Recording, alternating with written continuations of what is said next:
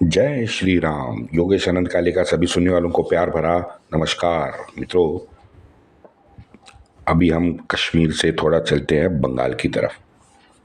बंगाल का एक नाम सैयद आदम बन्नौरी।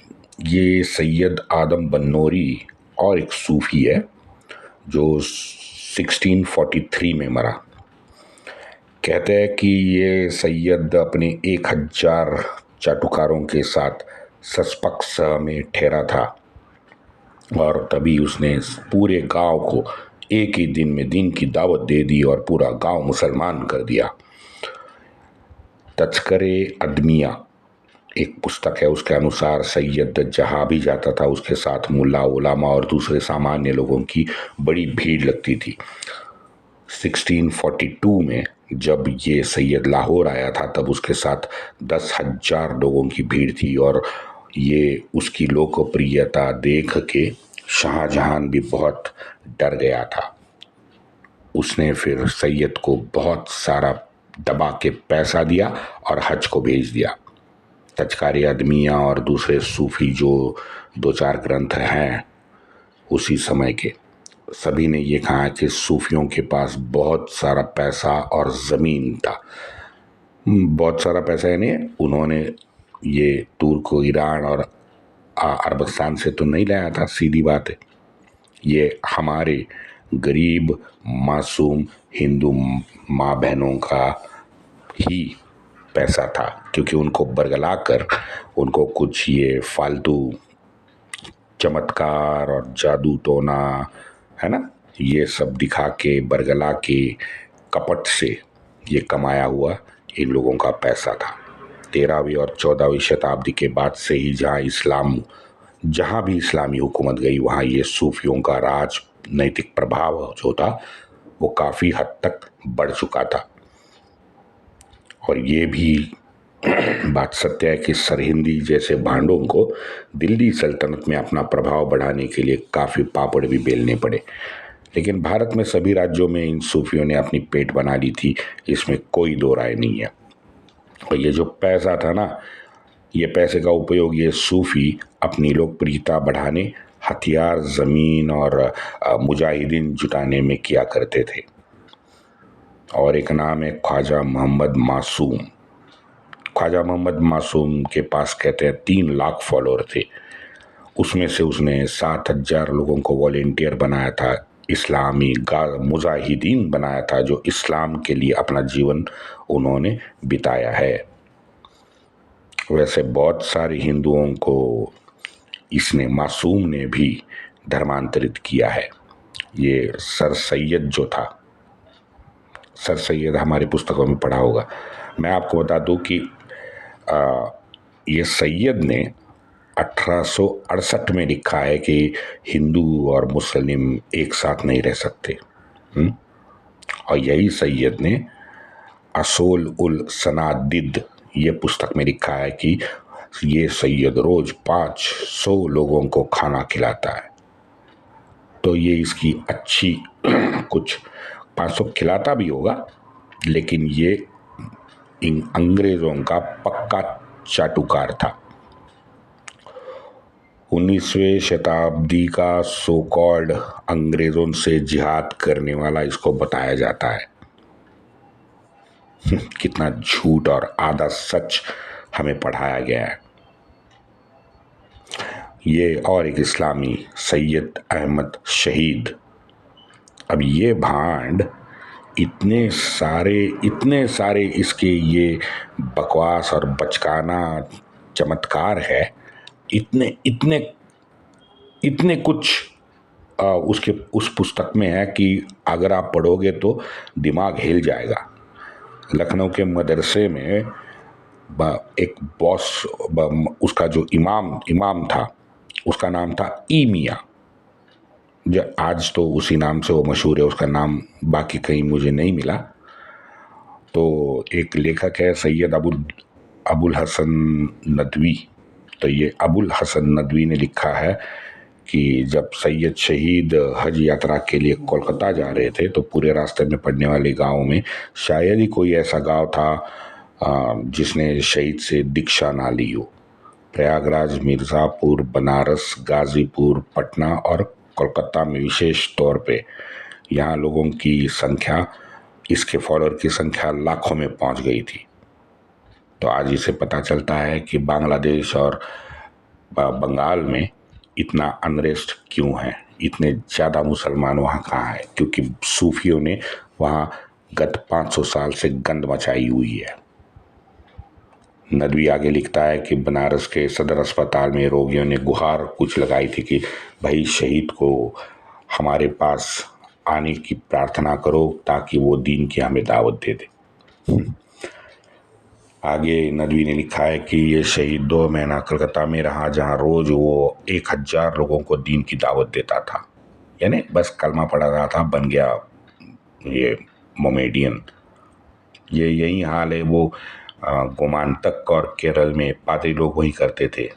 मंदिर के पास शुद्धिकरण के लिए जो तालाब था, वही तालाब में ही वो पादरी नहाता था। और गांव में फिर बाद में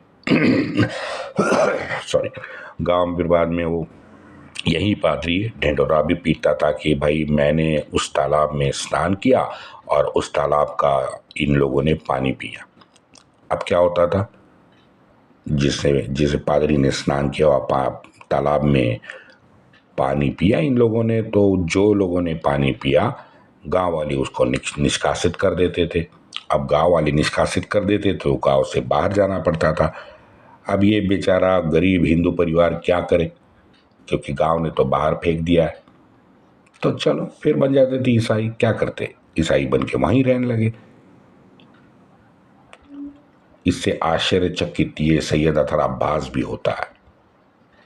अब्बास लिखता है कि ये बहराइच का जो सालार मसूद गाजी का दरगाह है, हाँ, वहाँ उसकी मज़ार पे फूल चढ़ाने वाले जितने भी हिंदू हैं, उनको ये महत्वपूर्ण नहीं लगता कि भैया हम जिस पे फूल चढ़ा रहे हैं उसी ने मेरे पूर्वजों को काटा था। ये सैयद अतर अब्बास लिखता है और वो भी आश्चर्यचकित होता है। बताओ। चल, और एक नालायक के बारे में बात करना जरूरी है जो सबसे घृणास्पद है। नाम है वलीउल्लाह। आप समझ गए। 1702 में ये वलीउल्लाह जन्मा था, जिसे हमारे लिब्रांडू वामपंथी ये मोहम्मद हबीब और उसका जो बेटा इरफान है वो महान सूफी विचारवंत बताते हैं। मैंने सारे वेबसाइट खंगाल लिए, सारे जितने भी थे, IAS वाले, IPS वाले, बाकी जो क्लास लेते हैं वो, बाकी के इंडियन गवर्नमेंट का आर्कियोलॉजी वगैरह सब मैंने खंगाल लिए। वो सभी वलीउल्लाह को प्रातिनिधिक मोमेडियन नेता मानते हैं। अब बताओ। और यही वलीउल्लाह उसने लिखा है कि उसके हिसाब से मोहम्मद गजनवी का जो स्थान है वो चारों खलीफा से बस थोड़ा नीचे है। इतना महान मुसलमान मोहम्मद गजनवी को ये वलीउल्लाह मानता था। काफिर और ये नव धर्मांतरित जो पसमंदा मोमेडियन थे, इसके बारे में कहता है कि इन्हीं लोगों के वजह से मोमिनों के नैतिक मूल्य में ह्रास हुआ है, कमी आई है। अनेक मेरे इस्लामी मोमिन मन से पूरी तरह से हिंदी बन चुके हैं। उम्मियत से उन्होंने दूरी बना दी है। गैर इस्लामी काफिरों की परंपरा सभी मोमिनों के लिए निषिद्ध है। औरंगिया के मृत्यु के बाद जो भी हुआ है उससे वलीउल्लाह मित्रों काफी नाराज था। क्या हुआ था? औरंगिया मरने के बाद में मुगल साम्राज्य का पूरी तरह से ह्रास हुआ था।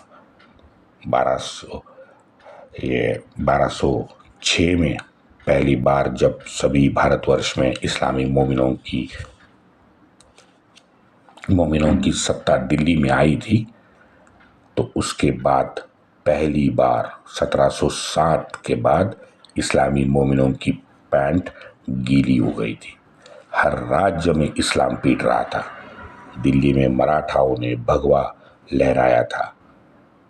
वो कट्टर धर्मांध नमाजी दरिंदा सूफी वलीउल्लाह नाराज और हताश होना स्वाभाविक था, बिकॉज हर जगह पे मराठे जीतते जा रहे थे।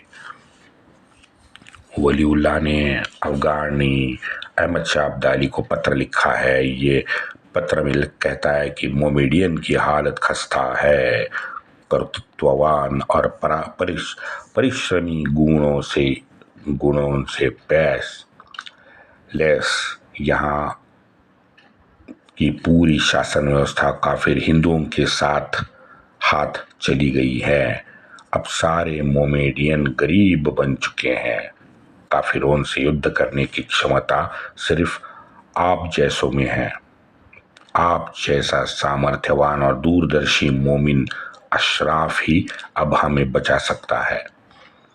हिंदुस्तान पे हमला करना, मराठाओं का प्रभुत्व नष्ट करना और सारे अशराफों को इन श्रद्धाहीन काफिरों के पंजे से छुड़ाना आप पे फर्ज है। अब बताओ, आगे कहता है, मेरे मुंह में खाक, मेरे मुंह में खाक। अगर इन पाखंडी जाहिल काफिरों का राज रहा तो सारे मोमिन अपना मजहब ही भूल जाएंगे और वो पाखंडी काफिर की तरह इस राज में घुल मिल जाएंगे। वजीउल्लाह ने ऐसा ही एक पत्र निजाम जो था नजीबुद्दौला और बंगाल में भी जो बचे हुए जो सुल्तान इत्तेदार थे उनको भी ये पत्र लिखा। सभी जगह अपने उसने शिष्य भेजे कहलवाने की भाई परिस्थिति बहुत गंभीर है।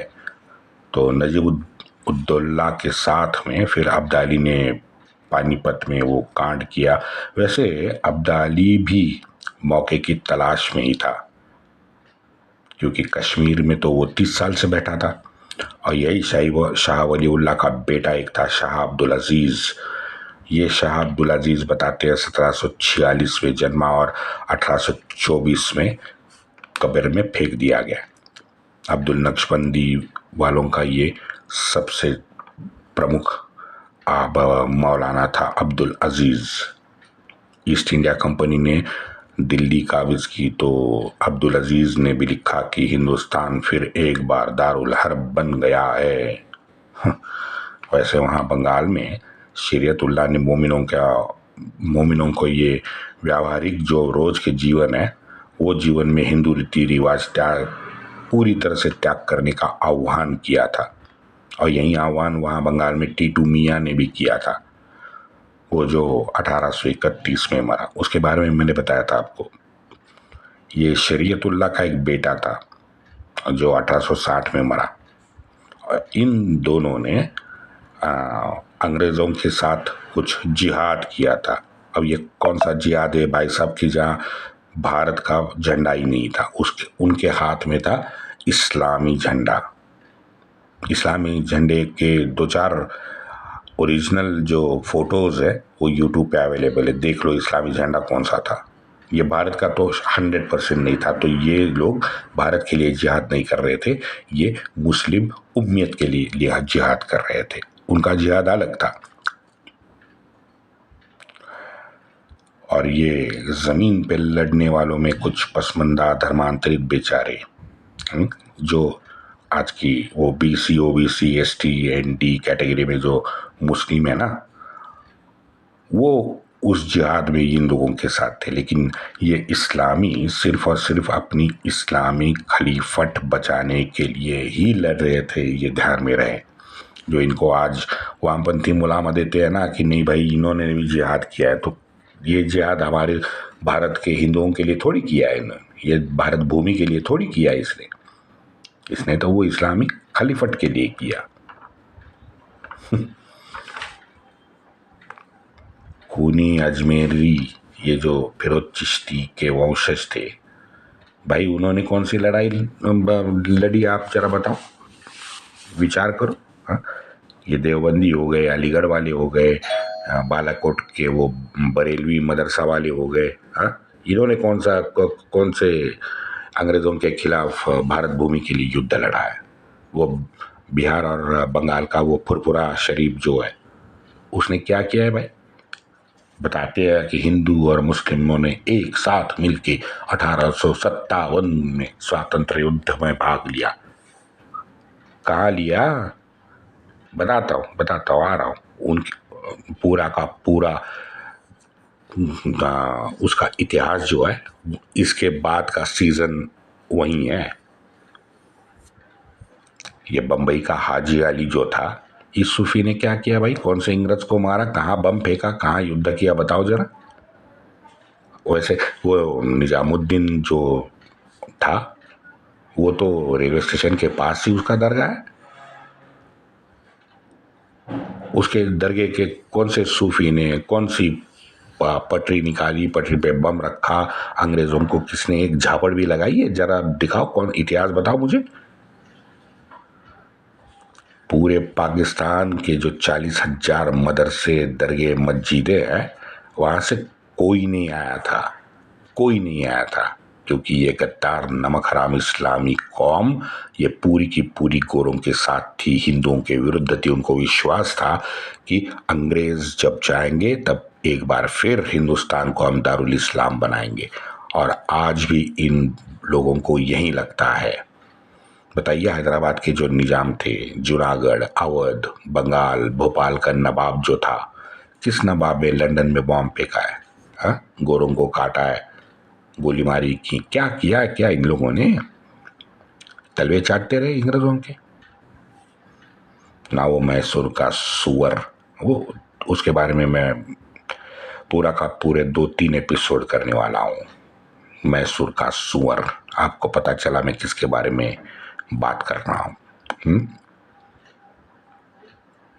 वो भारत माता के दासत्व मिटाने के लिए थोड़ी दंदनाते निकला था अंग्रेजों के विरुद्ध। जो उसने युद्ध किया है, वो तो अपनी सल्तनत के लिए वो लड़ रहा था। ओमान के साथ और ईरान के साथ, और खलीफा को जो उसने लेटर लिखे हैं, वो पढ़े हैं आपने? बताऊंगा मैं अगले, इसके बारे में उसके 2-3 एपिसोड तो बन जाएंगे। 1 घंटा तो लगेगा मुझे पूरी बताई वो, क्योंकि मैं उसको मैसूर का सुअर कहता हूं।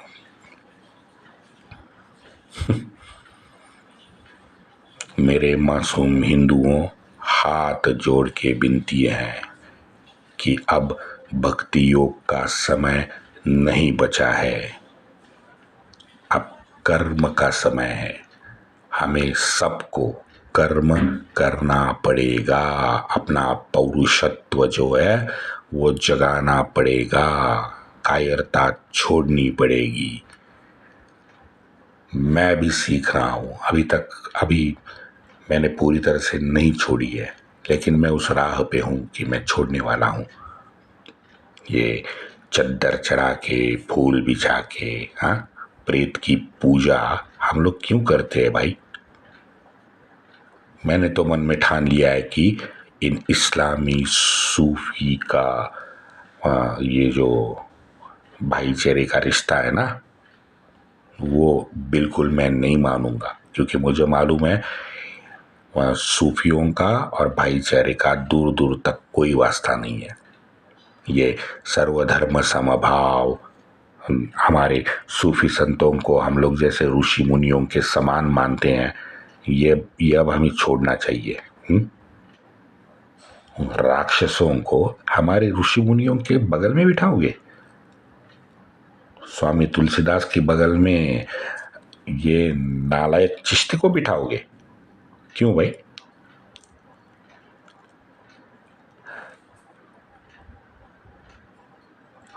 अयुज्या यत्र पूजन्ते पूज्या नाम च निरादर त्रीणि तत्र प्रविशन्ति दुर्भिक्षम मरणम भयम। पढ़ा है ना? जो नालायक और अयोग्य की पूजा करते हैं और पूजनीय योग्य व्यक्ति का अनादर करते हैं, उनका तो ये भयग्रस्त होके मरना निश्चित है, निश्चित है। जय जय रघुवीर समर्थ, वंदे मातरम।